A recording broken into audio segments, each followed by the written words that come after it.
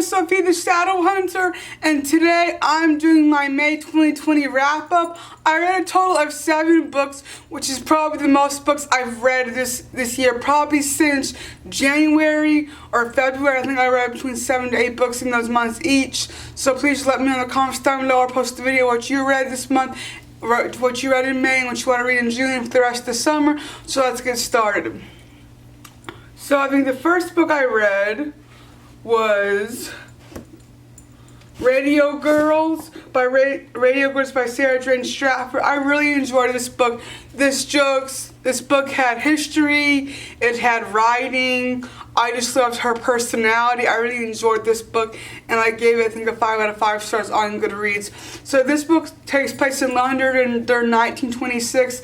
American-raised Macy Musgrave was thrilled to land a job as secretary of the upstart British Broadcasting Corporation, where use of radio, still new, strange, and electrifying, is captivating the nation. But the hectic pace, smart young staff, and intimidating bosses only add to Maisie's insecurity.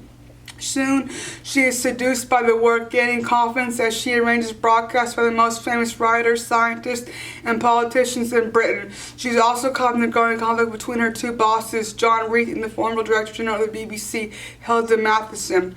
The extraordinary director of the hugely popular talks program, each have different visions of what radio should be. Under Hilda's tutelage, Maisie discovers her talent, passion, and ambition, but when she unearths a shocking conspiracy, she and Hilda join forces to make their voices heard both on and off the air, and then face the dangerous consequences of telling the truth for a living. This book was great. If you guys have read it, please know what you think in the comments down below. Right. Next, I read Children of the Flames by Dr. Joseph Mengele and the Untold Story of the Twins of Auschwitz by Laetice Maton-Legon and Shirley Kahn-Dickel. So I read this book about 6 years ago. I really enjoyed rereading it. I needed to reread this for my writing project, which I should make a video about whenever I find the time to. This talks about the children, their lives afterward, how they got there, what they were treated like, their experiences, and how it shaped and changed their lives forever. If you guys are interested in this book, I highly recommend you guys reading or history at all. This is just history at its worst. But how people were able to survive it is just completely incredible. And one thing about this story is a lot of the twins, except for those ones who ended up dying, a lot of these twins may survived Auschwitz, and some of them, the parents actually sent them to the doctor because they got a little bit better treatment, and that is partially true. Next, I read Harry Potter and the Goblet of Fire. I give this a 5 out of 5 stars. I really enjoyed this book since I started reading these books this year because I was supposed to go to Universal Studios with my sister. However, that has been on hold. It's still great fun to reread these books, to go back in that mindset of the magic and good and versus evil. I just love it, and these characters, it just brings me back to when I read these when I was younger, and this is just a great book. 5 out of 5 stars. Gotta read Harry Potter if you haven't. Next, I read Shoah, An Oral History of the Holocaust, the complete text of the film by Claude Lasman, prefaced by Solomon de Beauvoir. I also really enjoyed this book. This book talks about Treblinka and the different concentration camps during the Holocaust, and this is the text of this film, Shoah, which now I need to read it. So this was a great book. It says, excuse me. Shoah is not an easy film to talk about. There is a magic in this film that defies explanation. After the war, we read masses of accounts of ghettos and the extermination camps, and we are devastated. But when we see Claude Lanzmann's extraordinary film, we realize we have understood nothing. In spite of everything we know, the ghastly experience remained remote from us. Now, for the first time, we live it in our minds and hearts and flesh. It becomes our experience. Solomon de Beauvoir from the preface.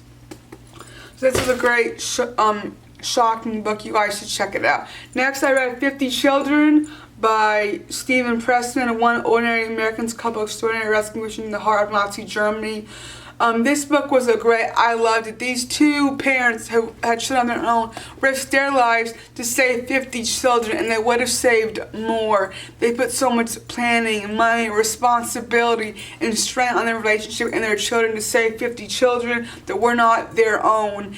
And after the war, they still kept in touch with some of them. This book was a great great book. It was an amazing experience to read this and see what they did. I just completely admire people who are willing to do that, and it is just an amazing thing. You guys should read this book. It was awesome. 5 out of 5 stars. Alright, now for the 2 fictional books I read for the month of May. End of Days by Susan E. and To All Boys I Loved Before by Jenny Han. I never thought I would have read this book, and I never thought I would have liked it, but I really did. It was heartwarming, it was funny, it was real. I do not like reading romance, but in this book, I just kind of liked it because this book to me felt like a family unit. It was about sisters and about parents and about mothers and about friendships and about family and neighbors and life and school, and it was real. And even though this was very romantic and it having to do about love, the way it was written, I was able to enjoy it, and I can't wait to read the rest of these books. And then this is End of Days by Susan E. This is the end of her trilogy. I can't remember the name of the series. It's called the End of Days trilogy. I bought this book about 5 years ago, and I just read it. I reread those 3 books probably 3 times. So this is the End of Days with the explosive conclusion to Susan's E.E. best-selling Perrin and the End of Days trilogy. After daring escape from the angels, Perrin and Ref are on the run. They're both desperate to find a doctor who can revise the twisted changes inflicted by the angels on Rafe and Perrin's sister. As they set off in search for answers, a startling revelation about Ralph's past unleashes dark forces that threaten them all.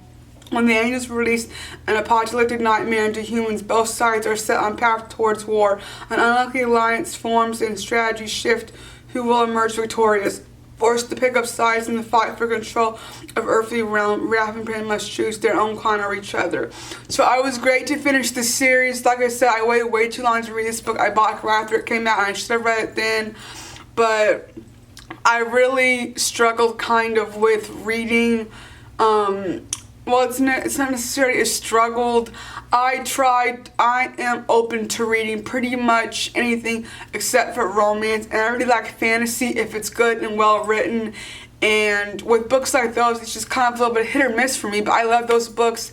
They are great. I was younger when I first read them, so I think that has a bit to do about it, but still, I'm very happy with all the books I read in May. Please let me know what you think about these books and if you read them, and I'll see you guys in another video. Goodbye.